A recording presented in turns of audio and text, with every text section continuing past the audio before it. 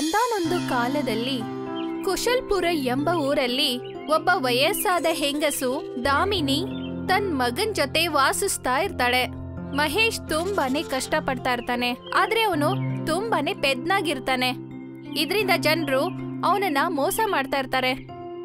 ಇವತ್ತು ಮಹೇಶ್ ಕೆಲ್ಸ ಮುಗಿಸ್ಕೊಂಡು ಮನೆಗ್ ಬಂದಾಗ ದಾಮಿನಿ ಅವನಿಗೆ ಕೇಳ್ತಾಳೆ, ಮಗನೇ ರಮೇಶ, ಈ ತಿಂಗಳು ಹಣ ಬಂತಪ್ಪ? ಅಮ್ಮ, ನನಗಿವತ್ತು 100 ರೂಪಾಯಿ ಸಿಕ್ತು. ಏನು, 100 ರೂಪಾಯಿ ಅಷ್ಟೇ ಸಿಕ್ತಾ? ಹಾಮ, ಜಮೀನ್ದಾರು ಎಲ್ಲ ಕೆಲ್ಸಗಾರರಿಗೆ ಗುಲಾಬಿ ಬಣ್ಣ ನೋಟ್ ಕೊಟ್ರು. ಆಮೇಲೆ ನಾನು ಅವ್ರಿಗೆ ಕೇಳಿದೆ, ನನಗ್ಯಾಕೆ ಈ ನೋಟ್ ಕೊಟ್ರಿ ಅಂತ. ಅವ್ರು ಹೇಳಿದ್ರು, ಈ 100 ರೂಪಾಯಿ ನೋಟು ಆ ಗುಲಾಬಿ ನೋಟ್ಗಿಂತ ಜಾಸ್ತಿ ಅಂತೆ. ಅಯ್ಯೋ ನನ್ ಮುದ್ ಮಗ್ನೆ, ಅದು 100 ರೂಪಾಯಿ ನೋಟು. ಆ ಗುಲಾಬಿ ನೋಟು 2000 ರೂಪಾಯಿದ್ದಾಗಿತ್ತು. ಮತ್ತೆ ಆ ಗುಲಾಬಿ ನೋಟು ಈ ನೋಟ್ಗಿಂತ ದೊಡ್ಡದು. ಹೌದಾ ಮಗನೆ, ಅವ್ರು ನಿನಗೆ ಮೋಸ ಮಾಡಿದಾರಪ್ಪ. ನಾನ್ ದಡ್ಡ ಅಲ್ವಾ, ಅದಕ್ಕೆ ನನಗೆ ಅರ್ಥನೇ ಆಗಲ್ಲ. ಮತ್ ಜನ ನನಗೆ ಯಾಮಾರಿಸ್ತಾರೆ. ಇಲ್ಲಪ್ಪ, ನೀನ್ ಪೆದ್ದನಲ್ಲ, ನೀನು ತುಂಬಾನೇ ಬುದ್ಧಿವಂತ. ಇಲ್ಲ, ನಿಮ್ಗೇನು ಗೊತ್ತಿಲ್ಲ, ಎಲ್ರು ನಂಗೆ ಹೀಗೆ ಹೇಳ್ತಾರೆ. ಇಷ್ಟ ಹೇಳಿ ಮಹೇಶ್ ಅಲ್ಲಿಂದ ಹೊರಟೋಗ್ತಾನೆ.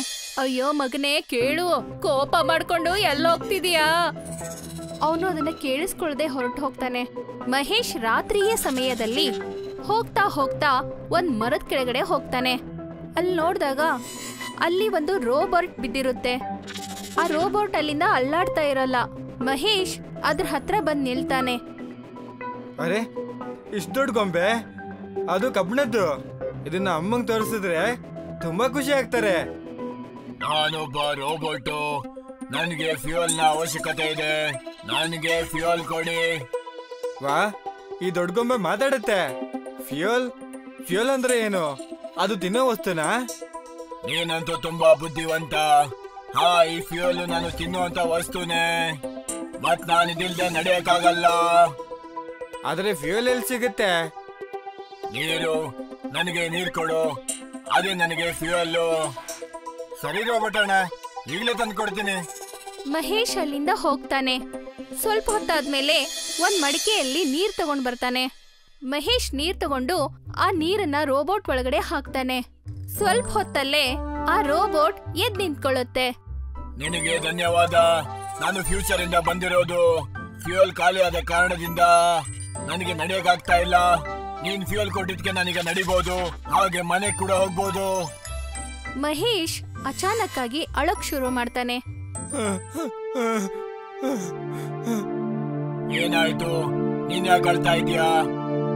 ರೋಬೋಟ್ ಅಣ್ಣ, ನೀವ್ ಈಗ ತಾನೆ ನನ್ನ ಬುದ್ಧಿವಂತ ಅಂದ್ರಲ್ಲ. ನನ್ನ ಇಲ್ಲಿವರೆಗೂ ಯಾರು ಬುದ್ಧಿವಂತ ಅನ್ಲೇ ಇಲ್ಲ. ಎಲ್ರು ನನ್ನ ದಡ್ಡ ಅಂತ ಕರೀತಾರೆ. ನಾನ್ ನಿನ್ನ ಬುದ್ಧಿವಂತನ್ ಮಾಡ್ಬೋದು. ಏನ್ ನಿಜನಾ? ಅದೇಗೆ? ರೋಬೋಟ್ ಮಹೇಶನ್ಗೆ ಒಂದು ಕ್ಯಾಪ್ಸೂಲ್ ಕೊಟ್ಟು ಹೇಳುತ್ತೆ, ಈ ಮಾತ್ರ ನುಂಗಿ ನೀರ್ ಕುಡಿ. ನಾನು ಎಲ್ಲಿಂದ ಬಂದೋ ಅಲ್ಲಿ ನಮ್ನ AI ಅಂತ ಕರೀತಾರೆ. ನೀನ್ ಈ ಕ್ಯಾಪ್ಸೂಲ್ ತಿಂದ್ರೆ ನಿನ್ನ ಬುದ್ಧಿ ಕೂಡ ತುಂಬಾ ಸ್ಪೀಡ್ ಆಗುತ್ತೆ. ನೀನೊಬ್ಬ ನಡೆದಾಡುವಂತ AI ರೋಬೋಟ್ ಆಗ್ತೀಯಾ. ಇದು ನಿಜನಾ?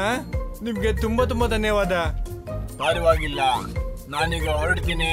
ಭವಿಷ್ಯಕ್ಕೆ ನಾನು ಹೋಗೋದು ತುಂಬಾ ಮುಖ್ಯವಾಗಿದೆ. ರೋಬೋಟ್ ಅಲ್ಲಿಂದ ಮಾಯವಾಗುತ್ತೆ. ಮತ್ತೆ ಮಹೇಶ್ ಇಲ್ಲಿ ತನ್ನ ಮನೆಗೆ ಹೋಗ್ತಾನೆ.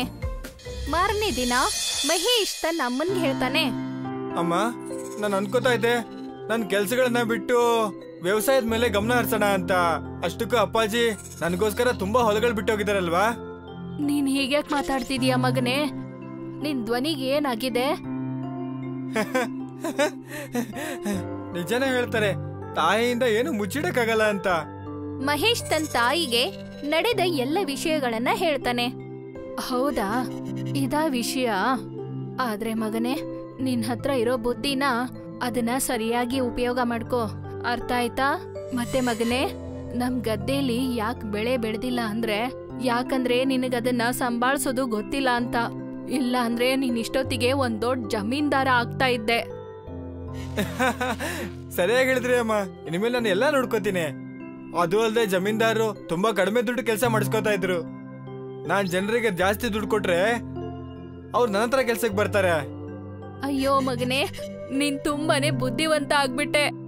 ಈಗ ನಾನು ಹೊರಡ್ತೀನಿ ಅಮ್ಮ. ಕೆಲವು ಜನರ ಹತ್ರ ಮಾತಾಡಿ ಅವ್ರನ್ನ ಇಲ್ಲಿ ಕರ್ಕೊಂಡ್ಬರ್ತೀನಿ ಅಮ್ಮ. ಆಯ್ತು ಹೋಗ್ಬಾ, ಆ ದೇವ್ರು ನಿನಗೆ ಒಳ್ಳೇದ್ ಮಾಡ್ಲಿ. ಮಹೇಶ್ ಅಲ್ಲಿಂದ ಹೊರಟು ಹೋಗ್ತಾನೆ ಮತ್ತೆ ಊರಲ್ಲಿ ಹೋಗಿ ಪಂಚಾಯಿತಿನ ಕೂಡಿಸ್ತಾನೆ. ಆ ಪಂಚಾಯಿತಿಯಲ್ಲಿ ಅದರಲ್ಲಿ ಬೋಲು, ಜಮೀನ್ದಾರ, ಮುಖ್ಯಸ್ಥರು, ಮಲ್ಲು ಮತ್ತೆ ಪೈಲ್ವಾನ್ ಮತ್ತೆ ಊರಿನ ಜನರು ಸೇರಿದ್ರು. ಏನ್ ವಿಷಯ ಮಹೇಶ್, ಇವತ್ತು ನಿನ್ನ ಪಂಚಾಯಿತಿ ಸೇರಿಸ್ಬಿಟ್ಟಿದ್ಯಲ್ಲ, ಏನಾದ್ರೂ ಆಟ ಆಡ್ ತೋರಿಸ್ತೀಯಾ? ನಿನಗೆ ಅನ್ನಿಸ್ತಾ ಇದೆ ನಮ್ಮ ಮಹೇಶ್ ನಿನ್ನ ಹತ್ರ ಗಣಿತದ ಬಗ್ಗೆ ಮಾತಾಡ್ತಾನೆ ಅಂತಾನಾ? ಮಹೇಶ್, ಅದನ್ನೆಲ್ಲ ಬಿಡು. ಸರಿ, ನಿನಗೀಗ 100 ರೂಪಾಯಿ ದೊಡ್ಡ ನೋಟ್ ಕೊಡ್ತೀನಿ. ಬೇಡ ಜಮೀನ್ದಾರ್ರೆ, ನೀವು 100 ರೂಪಾಯಿದು ಒಂದ್ ನೋಟು, 2000 ರೂಪಾಯಿದು ದೊಡ್ಡ ನೋಟ್ನ ನೀವೇ ಇಟ್ಕೊಳ್ಳಿ. ನಾನ್ ನಿಮ್ನೆಲ್ಲ ಇಲ್ಲಿಗೆ ಯಾಕೆ ಸೇರಿಸಿದ್ದು ಅಂದ್ರೆ, ಜಮೀನ್ದಾರು ನಿಮ್ಮ ಹತ್ರ ಕಡಿಮೆ ದುಡ್ಡು ಕೆಲಸ ಮಾಡಿಸ್ಕೊತಾ ಇದ್ದಾರೆ. ಅರೆ ಮಹೇಶ್, ಅವರು ನಿನಗ್ 100 ರೂಪಾಯಿ ಕೊಡೋದು, ನಮಗಲ್ಲ. ಬೋಲು, ಅವ್ರು ನನಗೆ ಕಡಿಮೆ ದುಡ್ಡು ಕೊಟ್ಟಾಗ ನೀನ್ ಯಾವತ್ತಾದ್ರೂ ನನ್ನ ಪರವಾಗಿ ಮಾತಾಡಿದ್ಯಾ? ಇಲ್ಲ ಅಲ್ವಾ? ಅದು ಅರೆ ಬೋಲು, ಈ ಮಹೇಶ್ ಒಳ್ಳೆ ಬುದ್ಧಿವಂತನ ತರ ಮಾತಾಡ್ತಾನಲ್ವಾ? ಅದನ್ನೆಲ್ಲ ಬಿಡು, ನಾನ್ ಹೆಚ್ಚಿಗೆ ದುಡ್ಡೇನು ಕೊಡಲ್ಲ. ವಾರಕ್ಕೆ 2000 ರೂಪಾಯಿ ಕೊಡ್ತಾ ಇದೆ, ಅಷ್ಟೇ ಕೊಡ್ತೀನಿ. ನೋಡಿದ್ರ ನೀವೆಲ್ಲ, ಇವ್ರು ದುಡ್ಡು ಜಾಸ್ತಿ ಕೊಡಲ್ಲ, ಮತ್ತೆ ನಿಮ್ಮ ಹತ್ರ 2 ಪಟ್ಟು ಕೆಲಸ ಮಾಡಿಸ್ಕೋತಾರೆ. ಹಾಗಿದ್ರೆ ನಾವೇನಪ್ಪ ಮಾಡೋದು? ನನ್ನ ಹತ್ರ ಒಂದು ಉಪಾಯ ಇದೆ. ಕೊಡೋದಕ್ಕೆ ನನ್ನ ಹತ್ರ ಈಗ ದುಡ್ಡಂತೂ ಇಲ್ಲ, ಆದ್ರೆ ನನ್ನ ಹತ್ರ ತುಂಬಾ ಜಮೀನಿದೆ. ಒಂದ್ ವೇಳೆ ನೀವೆಲ್ಲ ನನ್ನ ಜಮೀನಲ್ಲಿ ಕೆಲಸ ಮಾಡಿದ್ರೆ, ನೀವು ಕಷ್ಟಪಟ್ಟಿರೋ ಬದಲಿಗೆ ನಿಮ್ಗೆ ತುಂಬಾ ತಿಂಗಳವರೆಗೂ ರೇಷನ್ ಕೊಡ್ತೀನಿ. ಹಾಗೆ ಜೊತೆಯಲ್ಲಿ ಈ ಧಾನ್ಯಗಳನ್ನ ಮಾರಿದಾಗ ಅದ್ರಲ್ಲಿ ಬರೋ ದುಡ್ಡಿಂದ ನೀವು ಲೆಕ್ಕ ಕೂಡ ಚುಕ್ತಾ ಮಾಡ್ತೀನಿ. ನೀನು ಒಪ್ಪಂದ ಅಂತೂ ತುಂಬಾ ಚೆನ್ನಾಗಿದೆ, ಆಮೇಲೆ ಹಿಂದೆ ಸರಿಯಲ್ಲ ತಾನೇ? ಖಂಡಿತ ಹಿಂದೆ ಸರಿ ಅಲ್ಲ. ನನ್ ಮಾತು ಕೊಟ್ಟಾಯ್ತಲ್ಲ, ಅದನ್ನ ಪೂರೈಸ್ತೀನಿ. ನನ್ ಮಾತನ್ನ ನಂಬಿ. ಇದ್ ನೀನೇನ್ ಹೇಳ್ತಾ ಇದ್ಯಾ? ಈ ಜನರಿಗೆಲ್ಲ ಆಸೆ ತೋರಿಸಿ ಮೋಸ ಮಾಡ್ಬೇಕು ಅಂತಿದ್ಯಾ? ಖಂಡಿತವಾಗ್ಲೂ ಇಲ್ಲ. ನಾನು ಇವ್ರು ಪಡ್ತಾ ಇರೋ ಕಷ್ಟಕ್ಕೆ ಸರಿಯಾದ ಬೆಲೆ ಹೇಳ್ತಾ ಇದ್ದೀನಿ. ಈಗ ನೀವು ಮಾಡ್ತಾ ಇದ್ದಿದ್ದ ಅನ್ಯಾಯ ಎಲ್ಲ ಎಲ್ರಿಗೂ ಗೊತ್ತಾಗಿದೆ. ಇನ್ ಮುಂದೆ ಯಾರು ಕೂಡ ನಿಮ್ಗೆ ಸಹಾಯ ಮಾಡಲ್ಲ. ಮಹೇಶ್ ಮತ್ತೆ ಆ ಊರಿನ ಜನರು ಅಲ್ಲಿಂದ ಹೊರಟ್ರು. ಮತ್ತೆ ಮುಖ್ಯಸ್ಥನಿಗೆ ಅದನ್ನ ನೋಡಿ ಕೋಪ ಬರುತ್ತೆ. ಊರಿನ ಜನರು ಮಹೇಶ್ ಗದ್ದೆಯಲ್ಲಿ ಕೆಲಸ ಮಾಡಕ್ಕೆ ಶುರು ಮಾಡ್ತಾರೆ. ಮಹೇಶ್ ಬೇರೆ ಬೇರೆ ಐಡಿಯಾಗಳನ್ನ ಹುಡುಕಿ ಗದ್ದೆ ಕೆಲ್ಸನ ಈಸಿ ಮಾಡ್ಕೊಡ್ತಾನೆ. ಮತ್ತೆ ಬೆಳೆಗಳು ತುಂಬಾನೇ ಚೆನ್ನಾಗಿ ಬೆಳೆದಿರುತ್ತೆ. ಸ್ವಲ್ಪ ತಿಂಗಳು ಕಳೆದು ಹೋಯ್ತು. ಮತ್ತೆ ಅವತ್ತು ಮುಖ್ಯಸ್ಥ ಮತ್ತೆ ಪ್ರಧಾನ್ ಕೂತ್ಕೊಂಡು ಮಾತಾಡ್ತಾ ಇರ್ತಾರೆ. ಈ ಮಹೇಶ್ಗೆ ಏನಾದ್ರೂ ಒಂದು ಮಾಡ್ಲೇಬೇಕು. 3 ತಿಂಗಳಾಯ್ತು, ಜನ ಇತ್ತೀಚೆಗೆ ಕಡಿಮೆ ಆಗಿ ನನ್ನ ಹತ್ರ ಕೆಲಸ ಮಾಡೋದನ್ನೇ ಬಿಟ್ಟಿದ್ದಾರೆ. ಅಷ್ಟೊಂದ್ ಚಿಂತೆ ಯಾಕೆ ಮಾಡ್ತಿದ್ಯಾ? ಅವನ್ಗೊಂದ್ ಬುದ್ಧಿ ಕಲ್ಸೋಣ ಬಿಡು. ನಿಮಗ್ ಗೊತ್ತಿಲ್ಲ, ಜನ ಹೇಳ್ತಾ ಇದಾರೆ ಅವನಿಗಿಂತ ಬುದ್ಧಿವಂತ ಈ ಊರಲ್ಲಿ ಯಾರು ಇಲ್ಲ ಅಂತ. ಅವನು ವ್ಯವಸಾಯ ತುಂಬಾ ಸುಲಭವಾಗಿ ಮಾಡ್ತಾನಂತೆ, ಅದಕ್ಕೆ ಜನ ಅವನ ಹಿಂದೆ ಮುಂದೆ ಸುತ್ತಾಡ್ತಾನೆ ಇರ್ತಾರೆ. ಬುದ್ಧಿವಂತಿಕೆಗೂ ಮುಟ್ಟಾಳ್ತನಕ್ಕೂ ತುಂಬಾ ವ್ಯತ್ಯಾಸ ಇದೆ ಜಮೀನ್ದಾರ್ರೆ. ಅವನ್ಗೆ ನಮ್ಮ ಬುದ್ಧಿವಂತಿಕೆ ಇನ್ನು ಗೊತ್ತಿಲ್ಲ.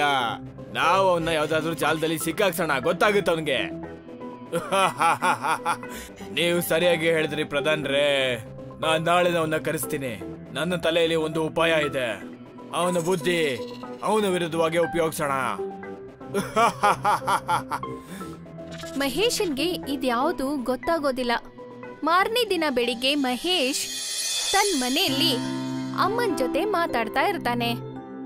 ಅಮ್ಮ, ಇವತ್ತು ಪ್ರಧಾನರು ನನ್ನ ಅವ್ರ ಮನೆ ತಿಜೋರಿ ತೆಗೆಯೋದಕ್ಕೆ ಕರೆದಿದ್ದಾರೆ. ಅವರು ಮತ್ತೆ ಜಮೀನ್ದಾರರು ನಿನ್ನೆ ನನಗೆ ಸಿಕ್ಕಿದ್ರು. ಅವ್ರು ಹೇಳಿದ್ರು ಅವ್ರ ಬೀಗ ಕಳೆದೋಗಿದೆ ಅಂತ. ಮತ್ತೆ ನನ್ನ ಬಿಟ್ರೆ ಬೇರೆ ಯಾರು ಕೂಡ ಅದನ್ನ ಓಪನ್ ಮಾಡಕ್ಕಾಗಲ್ಲ. ಓ, ಇದನ್ ಹೇಳಿದ್ರ ಅವರು? ಮಗನೇ ಕೇಳು, ನೀನೀಗ ತುಂಬಾನೇ ಬುದ್ಧಿವಂತ ಆಗಿದೀಯಾ. ಆದ್ರೆ ನಿನಗೆ ಜನರು ಮೋಸ ಹೇಗ್ ಮಾಡ್ತಾರೆ ಅಂತ ಗೊತ್ತಾಗ್ತಿಲ್ಲ. ನೀನೊಂದ್ ಕೆಲ್ಸ ಮಾಡು, ಹೋಗೋ ಸಮಯದಲ್ಲಿ ಜನರಿಗೆ ಎಲ್ಲಾನು ಹೇಳ್ಬಿಡು, ನೀನ್ ಅವ್ರ ಮನೆಗೆ ಯಾಕೆ ಹೋಗ್ತಿದೀಯಾ ಅಂತ. ಸರಿ ಅಮ್ಮ. ಮಹೇಶ್ ತನ್ನ ಅಮ್ಮ ಹೇಳಿದ ಪ್ರಕಾರ ಊರಿನ ಜನರಿಗೆ ಎಲ್ಲಾ ವಿಷಯಗಳನ್ನ ತಿಳಿಸಿ ಮುಖ್ಯಸ್ಥನ್ ಮನೆಗೆ ಹೋಗ್ತಾನೆ. ಮತ್ತೆ ಇಲ್ಲಿ ಪ್ರಧಾನ್ ಮತ್ತೆ ಮುಖ್ಯಸ್ಥ ತಿಜೋರಿ ಹತ್ರ ಕುತ್ಕೊಂಡು ಮಹೇಶ್ಗೋಸ್ಕರ ಕಾಯ್ತಾ ಇರ್ತಾರೆ. ಬಾರಪ್ಪ ಮಹೇಶ್, ಬಾ. ಹಾ ಪ್ರಧಾನ್ರೆ, ಈ ತಿಜೋರಿನ ಓಪನ್ ಮಾಡ್ಬೇಕಾಗಿತ್ತಾ? ಹೌದು ಕಣಪ್ಪ, ಓಪನ್ ಮಾಡ್ತೇ ತಾನೆ. ಅಯ್ಯೋ, ಇವನ್ ಬುದ್ಧಿ ಬಗ್ಗೆ ಊರಲ್ಲೆಲ್ಲ ಮಾತಾಡ್ತಾರೆ. ಇವನ್ ಎಲ್ಲ ತೆಗಿತಾನೆ. ಬನ್ನಿ ಅಲ್ಲಿ ತನಕ ನಾವು ಇವನ್ಗೆ ಊಟ ತಿಂಡಿ ವ್ಯವಸ್ಥೆ ಮಾಡ್ಬಿಡೋಣ. ಸರಿ ಮಹೇಶ್, ನೀನು ಈ ತಿಜೋರಿನ ತೆಗೆದ್ಬಿಡು, ನಾವು ಬರ್ತೀವಿ. ನೀವು ಹೇಳ್ದಾಗೆ ಆಗ್ಲಿ ಪ್ರಧಾನ್ರ. ಪ್ರಧಾನ್ ಮತ್ತೆ ಮುಖ್ಯಸ್ಥ ಅಲ್ಲಿಂದ ಹೊರಟು ಹೋಗ್ತಾರೆ.